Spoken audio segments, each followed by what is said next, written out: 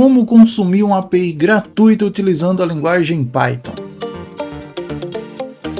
Salve, salve galera, beleza? Eu sou Messias Batista, sou engenheiro de dados e professor, e hoje eu estou aqui para falar um pouquinho sobre como a gente pode consumir uma API gratuita que está liberada aí na internet utilizando a linguagem Python de maneira muito rápida e simples, tá? Então se você quer saber um pouquinho mais sobre isso, fica comigo nesse vídeo até o final. Bem pessoal, bora lá! Primeira coisa, eu vou explicar para você o que é uma API. A gente tem basicamente esse programa desenvolvido para a web, que ele cria ali uma interface entre o cliente, né, qualquer programa, computador, aplicativo, e o banco de dados de algum serviço. Então ele fica ali no meio, ele serve, claro, para muitas outras coisas, mas eu dei o exemplo aqui de acesso ao banco de dados, de modo que o seu aplicativo aí do seu celular, ele não acesse diretamente o banco de dados lá do serviço, não é, do seu banco financeiro ou daquela empresa da qual você compra algum produto, algum serviço de internet. Então a API é isso. E no Python é muito simples, se a gente quiser criar um programa cliente, a gente conseguir consumir de uma API. Então nesse momento aqui, eu vou trazer você para o meu computador, mas vou considerar que você já sabe minimamente o que é uma API, que você já sabe minimamente como desenvolver um programa em Python, e vou te mostrar aqui como que a gente vai instalar e utilizar a biblioteca requests para realizar esse consumo, beleza? Então bora comigo! Bem, agora aqui na tela do computador, espero que você esteja acompanhando muito bem, eu já estou aqui na página do Pipe, que é a ferramenta que a gente utiliza para instalar bibliotecas no Python. Por padrão, essa biblioteca, que é a biblioteca de requisições, a biblioteca requests, ela não vem instalada no Python. Mas utilizando esse comando que você está vendo aqui, você consegue utilizar a ferramenta Pipe para instalar a biblioteca requests. Então é muito simples, eu vou demonstrar isso logo após aqui essa apresentação. E aqui você tem toda uma descrição do projeto que você pode ler depois, tá? Para conhecer essa ferramenta aqui, essa biblioteca, que é a biblioteca requests. Se você não conhece esse site aqui, ele é o site do Pipe, onde tem aí diversos projetos, diversas bibliotecas que você pode utilizar para potencializar o seu desenvolvimento com a linguagem Python. Bem, aqui no canto esquerdo você vai ter aqui, ó, o link da homepage dessa biblioteca. Então eles também têm um site da biblioteca, que é esse site aqui, Requests HTTP for Humans, e você pode também utilizar ele como uma fonte de pesquisa, caso o vídeo não tenha todas as informações que você precisa para utilizar no dia a dia, tá?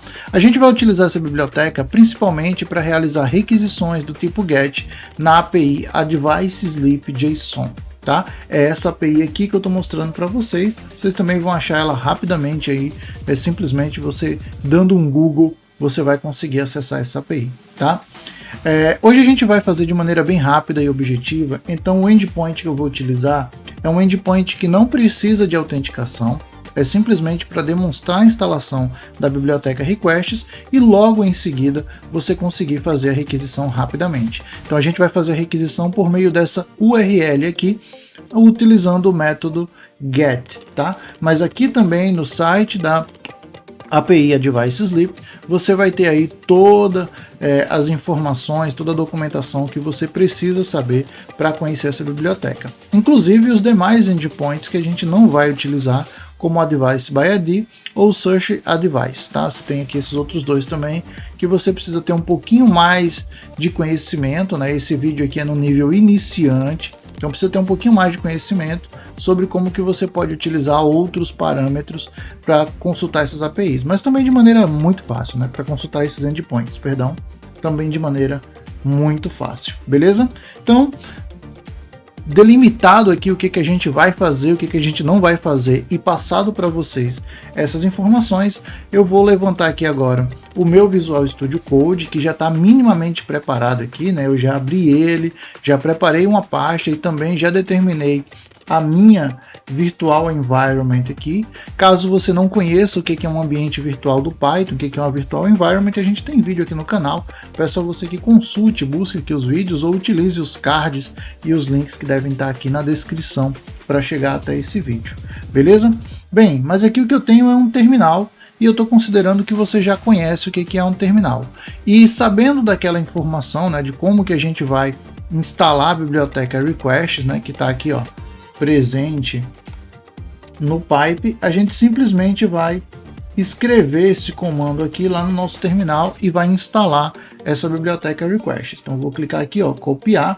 Eu não precisaria, poderia simplesmente digitar, inclusive é uma biblioteca comum que a gente utiliza no desenvolvimento do dia a dia, e vou colar aqui essa informação. Ele não colou aqui para a gente, então vamos digitar pip install requests. Bem, aqui o que eu espero é que ele busque essa biblioteca lá no repositório do pipe e consiga instalar ela para a gente. Parece aí que a instalação funcionou com sucesso como a gente espera, tá? Então foi bem tranquilo aí a instalação da requests, uma biblioteca super simples que vai dar muito rápido para a gente conseguir resolver esse problema, beleza? Bem, aqui eu só tenho a parte da minha virtual environment. Eu vou agora criar com o botão direito um novo arquivo Python. Eu vou chamar de main.py, é o meu arquivo Python, e a partir daqui a gente pode começar a programar algumas coisas legais, tá? Para mostrar de maneira bem rápida e simples. Então, ó, vou fazer um import aqui da biblioteca requests, rapidamente eu consegui fazer isso. E agora o que eu quero é requisitar algo daquele endpoint. Então, para requisitar algo, eu vou chamar, ó, a biblioteca requests, ponto, e aqui eu posso utilizar alguns métodos dessa biblioteca. Mas se a gente for analisar lá no Advice Sleep, a gente vê que ele sugere aqui que o método HTTP utilizado deva ser o método get. Então a gente vai vir aqui e vai chamar o método get. Bem, o método get ele tem um parâmetro obrigatório que é justamente a URL que eu vou utilizar para consultar o nosso recurso, a nossa API, tá? E aqui eu vou dar uma olhada lá no site novamente. Ele também determina aqui para mim, ó, ele informa qual é a URL. Então eu vou copiar essa URL aqui, que é o que eu vou utilizar, e vou colocar justamente aqui no get, beleza? Só que o get dá a ideia que eu vou trazer algo, né? Que eu vou pegar algo para mim. Então aqui o que eu vou fazer também é transformar esse get e vou guardar o resultado dele dentro de uma variável, tá? E eu vou chamar essa variável aqui de response, que seria a resposta dessa minha requisição. Então eu vou trazer isso daqui para mim e simplesmente aqui logo abaixo eu vou imprimir o resultado dessa requisição, né? A resposta dessa requisição. Bem, vamos tentar executar isso aqui e vamos verificar que tipo de resposta ele nos dá, tá? Então eu vou clicar aqui no meu play, vou executar. Logo aqui abaixo no meu terminal ele está executando, e o que ele imprimiu aqui foi que a resposta foi 200, tá? Muito legal. Mas vamos dar uma olhada aqui na nossa API. Eu vou clicar nesse link aqui e ele vai me trazer aqui, ó, uma estrutura, né? Então ele me traz um objeto do tipo sleep. Se eu voltar aqui, é justamente o que ele está me dizendo, ó, ele retorna um conselho, né, randômico, como no formato de, né, um sleep object, um objeto do tipo sleep, né? E é exatamente o que ele traz aqui, ó. Para a gente que já conhece um pouquinho de Python, a gente olha para essa estrutura aqui e você pode lembrar, se você estiver pensando na web como um JSON, se você estiver pensando como recursos Python, como um dicionário, tá? Então a gente conseguiria acessar aqui, né, esse arquivo, esse conteúdo no modelo de chave-valor, no sleep, o ID e o advice. Mas caramba, lá no meu response, ele só me traz aqui, ó, o response 200. Bem, vamos tentar fazer mais alguma coisa aqui, né?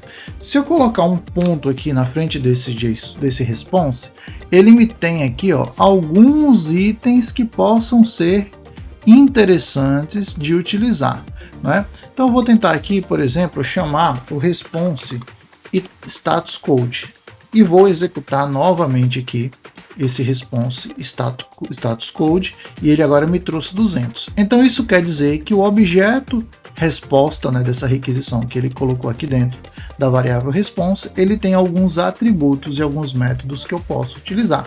Então eu vou utilizar aqui outros exemplos, por exemplo, print response.test,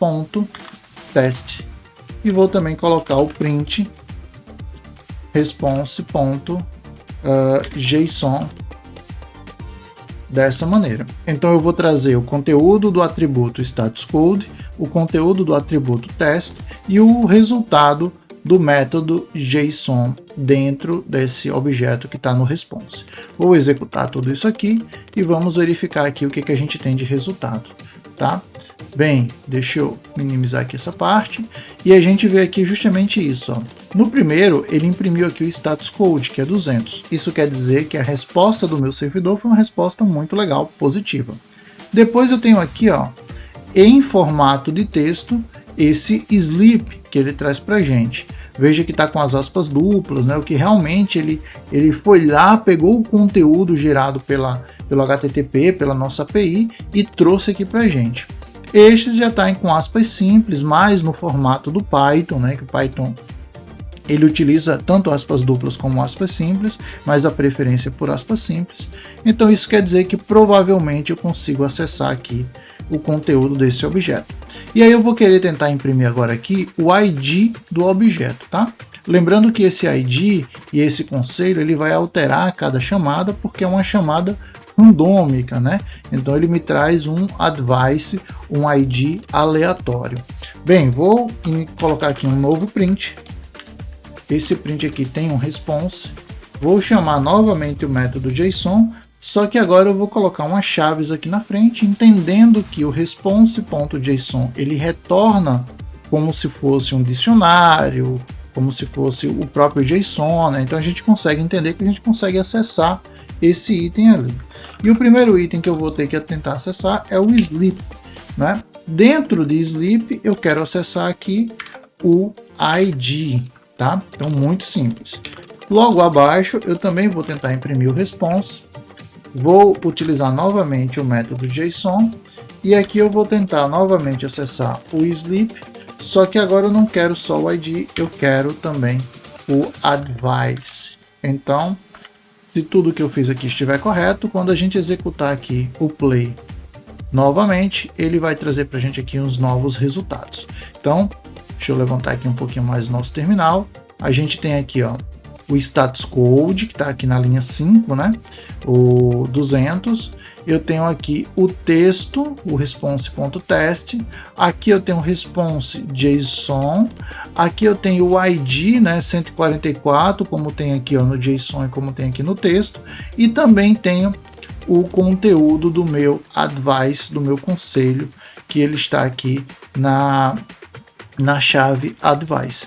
Então perceba como é muito simples você utilizar aí o consumo de APIs utilizando a biblioteca Requests e utilizando o Python. Se você me perguntar se é apenas isso sim. Claro que você aí pode utilizar APIs que têm autenticação e aí você precisa colocar ali no ponto .get o parâmetro também referente à autenticação. Tá? Você pode pegar o cabeçalho dessa requisição, tem N outras coisas que você pode trazer. Para isso eu te sugiro que você consiga dar uma olhadinha lá na página oficial HTTP for Humans da biblioteca Requests, para você ter outras informações que você possa utilizar dentro desse conteúdo de requisições de consumo de API, beleza? Pessoal, e se esse conteúdo foi útil para você, não deixe aqui de colocar um like para gente, para que esse vídeo consiga chegar a mais pessoas. E claro, se você não é inscrito, se inscreva no canal. Muito obrigado por ter assistido até o final. Te vejo no próximo vídeo. Valeu, falou galera!